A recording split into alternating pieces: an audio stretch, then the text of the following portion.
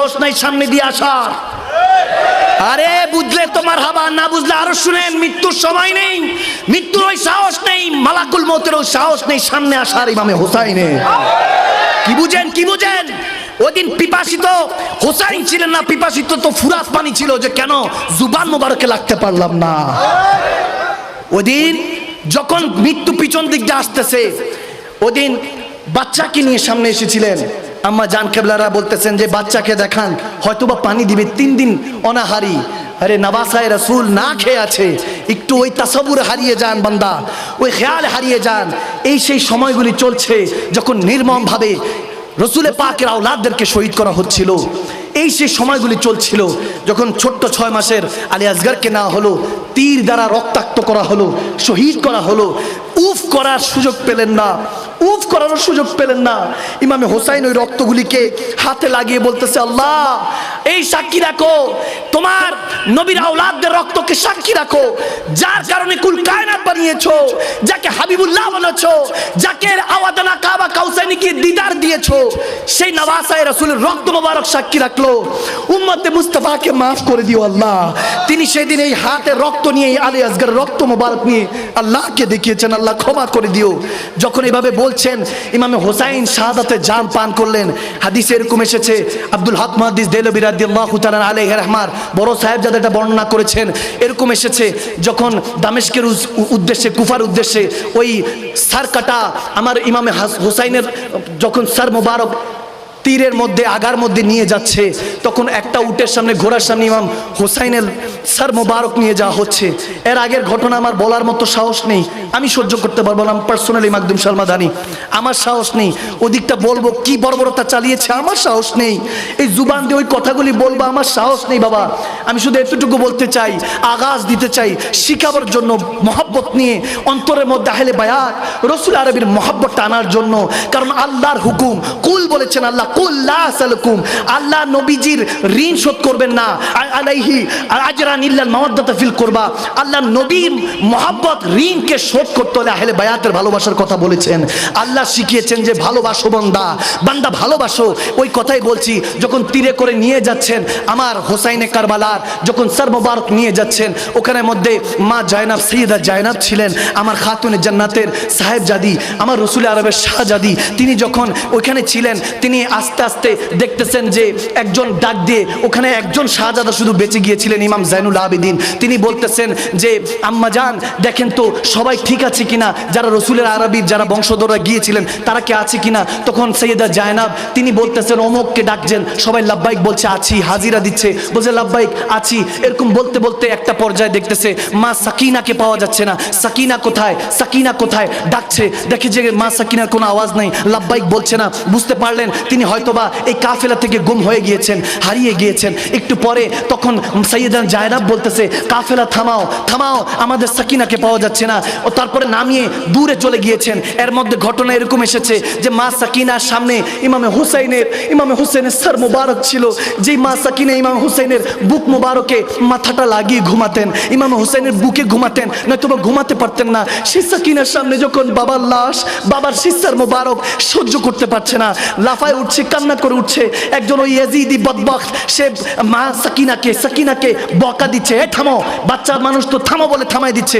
একটা পর্যায়ে ধমক দেওয়ার সাথে পড়ে গিয়েছে, পিছনে পড়ে গিয়েছে, কাফেলা তো সামনে চলে গেল, এরপরে তার কোনো খবর নাই। তখন থামালেন সৈয়দনা জায়নাব দাঁড়িয়ে, তারপর খুঁজতে খুঁজতে যখন বুঝলেন এখানে নেই, দৌড়ায় পিছনে গেলেন, গিয়ে দেখতেছেন একজন খাতুন পর্দানিশ, অনেক সুন্দর করে পর্দানিশীন, তিনি খাতুন ওই মা সাকিনাকে কোলে নিয়ে বসে আছে। মা সৈয়দনা জায়নাব ওখানে কাছাকাছি গিয়ে বলতেছেন, মাগো এরকম যখন জুলুম আমাদের উপর চলছে, আপনি আমাদেরকে সাহারা দিয়েছেন, সাকিনাকে কোলে নিয়েছেন, আপনার ঋণ কেমনে শোধ করব।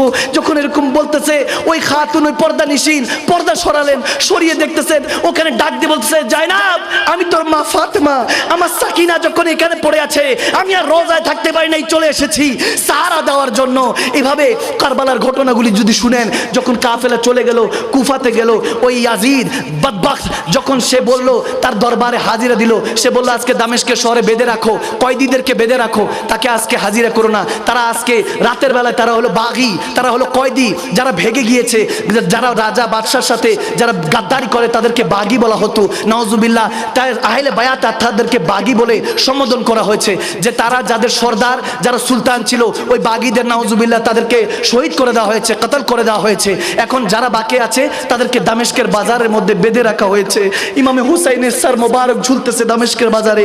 এখন ওই সময় তো আর এইসব চ্যানেল ম্যানেল ছিল না, সোশ্যাল মিডিয়া ছিল না, জানেও না কারাবন্দি কাদেরকে শহীদ করা হয়েছে, জানেও না। কেউ ভয় আসতেছে না, ইজিদের ভয় সামনে আসতেছে না। কেউ কেউ আছে যখন জানে যে হাদিসে এসেছে যারা কয়েদি হবে তাদেরকে সাদকা দিতে হয়, সাদকা দিতে গিয়ে অনেকে মুসলমানরাও তখনকার সরল মুসলমানরা যাদের ইমান এখনো লুণ্ঠন করে, যাদেরকে এজিদের কথা বলে ইমান লুণ্ঠন করে, তখনকার দিনে এরকম সরল মুসলমান ছিল যারা বুঝে না এত কিছু।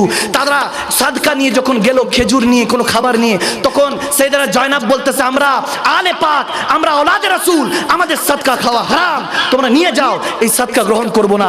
যখন এরকম অবস্থা চলতেছে তখন ওই অবস্থার মধ্যে আমার মদিনাওয়ালার নওয়াসারা কান্না করছে, বসে আছে জঞ্জির হাতে বাঁধানো, জঞ্জির দেওয়া। ওখানে মধ্যে এক খাতুন ছাদ থেকে দেখতেছে যে বাগীরা অনেক কয়েদিরা এখানে বন্দি। উনি হঠাৎ করে ওনার যত কিছু আছে, খেজুর আছে, চাদর আছে, যত আসবাবপত্র আছে, ওগুলো বিক্রি করে কিছু টাকা দিয়ে কিছু খাবার কিনে যখন পেশ করলেন, তখন সাইয়েদনা জয়নাব বলতেছে এগুলো কি সাদকা? বলতেছে না না, এগুলো হাদিয়া, এগুলো হাদিয়া দিয়েছি, সাদকা না। আমরা শুনেছি যে আপনারা সাদকা নিচ্ছেন না। যখন এরকম হচ্ছে তখন মা জয়নাব বলতেছে যে ঠিক আছে। এরপর খাওয়া দাওয়া করছেন, একটু একটু করে খাচ্ছেন। বাচ্চারা তো না খাওয়া, মা জয়নাব নিজে খাচ্ছেন না কিন্তু বাচ্চাদেরকে খাওয়াচ্ছেন, নওয়াসায়ে রসুল আওলাদে রসুলদেরকে খাওয়াচ্ছেন। খুব খেয়াল, গভীর খেয়াল। যখন নওয়াসায়ে রসুলদেরকে খাওয়াচ্ছেন তখন মা জয়নাব, সাইয়েদনা জয়নাব বলতেছেন ওগো মা, ও খাতুন, আপনি কে? আপনি কে যে আমাদেরকে এভাবে খেদমত করছেন, এভাবে খেদমত করছেন? তখন ওই খাতুন বলতেছে আমি এখানেই থাকি আমার স্বামীর সাথে, তবে হ্যাঁ আমি এই সুন্নতটা এই জন্য পালন করছি। আমি এক সময় মা ফাতেমাতুজ জাহরা খাতুনে জান্নাতের খাদেমা ছিলাম, আমি ইহুদি ছিলাম, খাতুনে জান্নাতের হাতে বায়াত হয়ে মুসলমান হয়েছি। তখন খাতুনে জান্নাত আমাকে লালন পালন করতো। আমি ইমামে হুসাইনকে, মা জয়নবকে আদর করতাম। তখন তারা ছোট ছোট, তখন আমার মা জয়নব কিছু বলে না, চুপ করে কাঁদছে, শুনতেছে ওই কথা। বলছে তারপর বলতেছে যে এরকম খেদমত করতাম, তো আমি ইহুদি ছিলাম, আমার বাবার কাছে বলেছি যে সাইয়েদনা খাতুনে জান্নাতের খাদেমা হিসাবে থাকতে চাই, আমি খেদমতগার হিসাবে থাকতে চাই। ওখানে থেকেছি। এরপর বড় হওয়ার পরে আমার বিয়ে হয়েছে, আমি দামেস্কে চলে এসেছি। আজকে যাওয়ার পরে ওখানে শুনেছি যখন খাতুনে জান্নাত থেকে বিদায় নিচ্ছিলাম, বলেছিলাম মাগো একটা নসিহত করুন। আমাকে নসিহত করেছিলেন খাতুনে জান্নাত, যদি কখনো কোনো কয়েদি দেখো নিজের টাকা দিয়ে হাদিয়া করে তাদের খাওয়ার ব্যবস্থা করো। আজকে এর জন্য শুনে এসেছি যেখানে কয়েদিরা এসেছে খেদমত করতে এসেছি, সে তো বেখবর, জানেও না কাদেরকে খেদমত করছি, কাদের আওলাদ আজকে সুলিতে চড়ায় রেখেছে, কাদের ওই তীর বল্লম দিয়ে তাদেরকে আটকে রাখা হয়েছে, সার মোবারক ঝুলিয়ে রাখা হয়েছে। তিনি তো জানেন না। তিনি এরকম বলার পরে সেই মা জয়নাব, সাইয়েদনা জয়নাব বলতেছে তুমি কি কিছু চাও? কোনো দোয়া যদি চাও, আমরা তো কায়দি, আমরা দোয়া করব। তখন বলতেছে একটাই দোয়া চাই, জীবনে মৃত্যুর আগে ইমামে হুসাইনকে একবার দেখতে চাই, মা জয়নবকে একবার দেখতে চাই।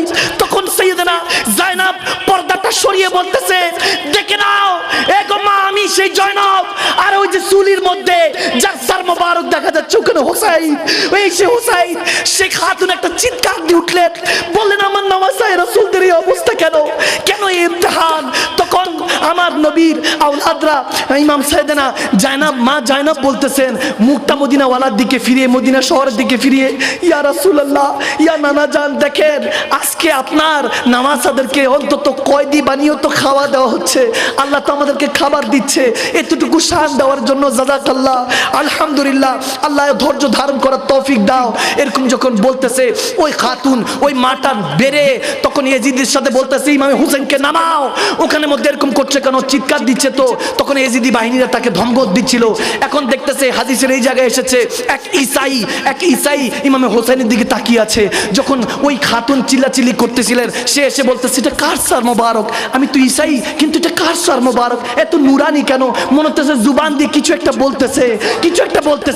যখন এরকম বলতেছে ওই মা বলতেছে যে আরে এই যে যাদেরকে বাটকে রেখেছে এরা হলো নওয়াসায়ে রাসূলের যে কালমা পড়ে মুসলমান হয়েছি, তাদের তাদের নওয়াসা, তাদের আওলাদ। ইনি হলেন তিনার শাহজাদা, জান্নাতদের সর্দার, যুবকদের সর্দার। ওই ঈসাই যে কাফের ছিল, সেই ইমামে হোসাইনের চেহারা মোবারক দেখে বলতেছে, এ হোসাইন সাক্ষী দেখেন, আমি কালমা পড়ছি লা ইলাহা ইল্লাল্লাহ মুহাম্মাদুর রাসূলুল্লাহ সাল্লাল্লাহু তাআলা সাল্লাম। আপনি সাক্ষী দেখেন যে আপনার নাম ধরে, আপনাকে সাক্ষী রেখে আমি কালমা পড়লাম। সে তলোয়ার বের করে ওখানে হাজারো ইয়েজিদির গর্দা ফেলে দিল আর বলতে থাকলো, হয়তো ওই দিন এরকম মহব্বতে বলছে, সব ইয়েজিদিরা মিলে তাকে তলোয়ার দিয়ে কত বিক্ষত করে ওখানে শহীদ করে দিলেন। হয়তো ওই দিন তিনি বলছিলেন, ये नाज ये अंदाज हमारे नहीं होते, अगर झोली में टुकड़े मुस्तफा तुम्हारे नहीं होते, मिट्टी हुजूर नाम के दर से भी इस मंगतों के यहाँ गुजारे नहीं होते।